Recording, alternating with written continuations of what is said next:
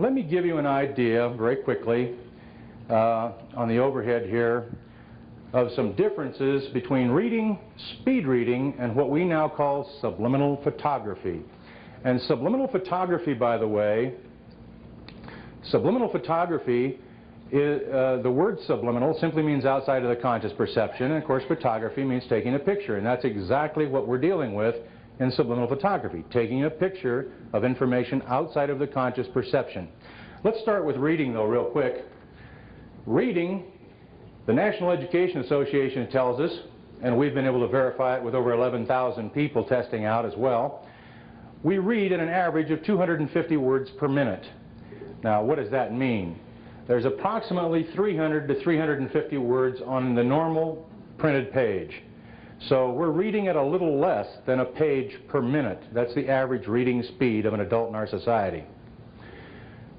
What's really astonishing is that we only comprehend 50% of what we read immediately after we read it, which is the best possible time for us to comprehend anything that we read. That's all we get from reading through one time. Now these statistics are all based upon reading something through one time, not studying it, going over it and over and over it again. We'll get into that in a second. Retention is even more startling because we lose 90% of that 50% we got originally within 48 hours. It's absolutely amazing to me that that's the vehicle for learning that we have in the world today. That's what we're taught to learn through that vehicle.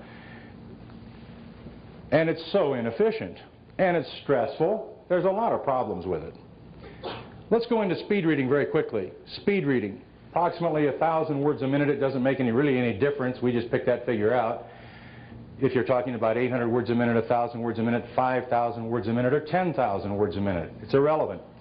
What speed reading is involving and reading is involving are two specific things that must be present. Number one, you must focus on the page.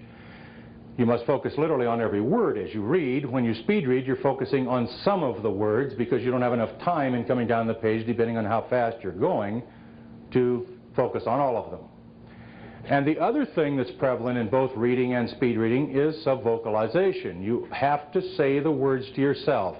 If you'll stop and think back to when we were taught to read, or your child or grandchild was taught to read, the teacher starts at one end of the room, and gosh, would you get up and little Johnny and read the first paragraph to the class out loud, and so Johnny gets his turn, and then Mary gets her turn, and on around the class we go, and everybody reads out loud to the class. Then somewhere along the line, the teacher says, now I'd like you all to read to yourselves. The only thing that really changes is that from that point on, we, rather than saying the words outwardly, say them inwardly. And it's called subvocalizing the words rather than vocalizing them. In doing that, it's very easy to see. I mean, it's visually easy to see. You can see people's lips move when they read. You can see their Adam's apple move when they read. They're actually saying the words as they read. That's part of reading. Well, what that does is it puts a definite physical limitation on how fast you will ever be able to read. Because the world's fastest talker, according to the Guinness Book of World Records, is a little over 600 words a minute. So there's no way you're going to read any faster than 600 and some words a minute. That's the fastest. And obviously no one really, but that person comes very close to that. The average reader is about 250 words a minute. And interestingly enough, that's the average talking speed as well. So there's a direct correlation there.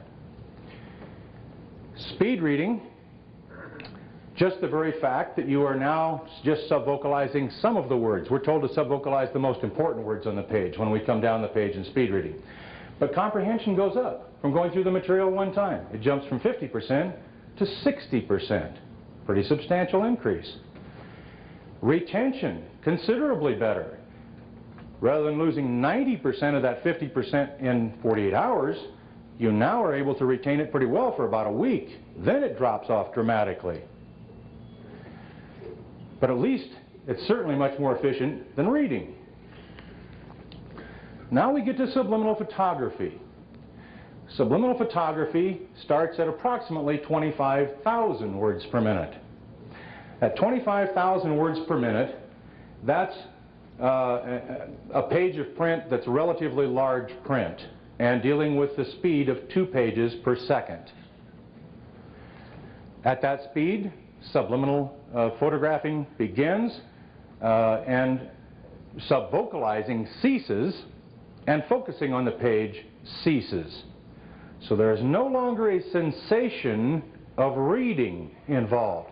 That's the difficult part for the conscious mind to grasp, because it doesn't know how to react to that. All it knows is how to react to saying the words, reading, if you will.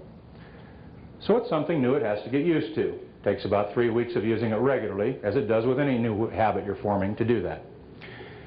Going through the material one time, what we have found is the average comprehension jumps to 77%. Considerably higher than reading and speed reading, and the only reason it's not 100% is because when you go through material at the pages of 2 pages a second, in the way books are designed today to read, with square corners, you're going to miss pages. It's difficult. You'll find that out very rapidly. Difficult to turn pages every second, so that you're seeing 2 pages each second as it goes by. And the average is that you'll miss 23% of the pages. That's okay. What we have found is if you didn't see it, you didn't get it. So consequently, your comprehension figure is an average of 77% for going through the material one time. What does it take to get it into the 90 percentiles? We have found you need to go through the material 3 times.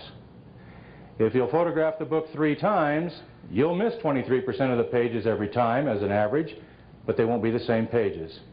And you'll have seen over 90% of the book after going through it 3 times, and you will score in the 90 percentiles on tests that you take. What does that mean from a time standpoint? Remember, we're talking about reading at less than 1 page per minute. We're talking about going through a 120-page book in 1 minute. A 360-page book in 3 minutes. Going through a 360-page book 3 times, less than 10 minutes. Less than the time it would take you to read 10 pages. What's even more startling is in this very beginning of this testing, the people involved, the researchers involved, told me that the retention factor was showing 100%, and it would continue to be 100% for life. Well, I'm from Nebraska originally, and that's pretty close to Missouri, and I really couldn't buy that right off the bat. That was a little beyond my scope. But we've been able to measure it now for 17 years, and it's still 100%. So I do believe that they were right. And the reasoning is that we had opened up a very specific direct channel through the brain that automatically can be utilized to trigger the information right back out through the same channel.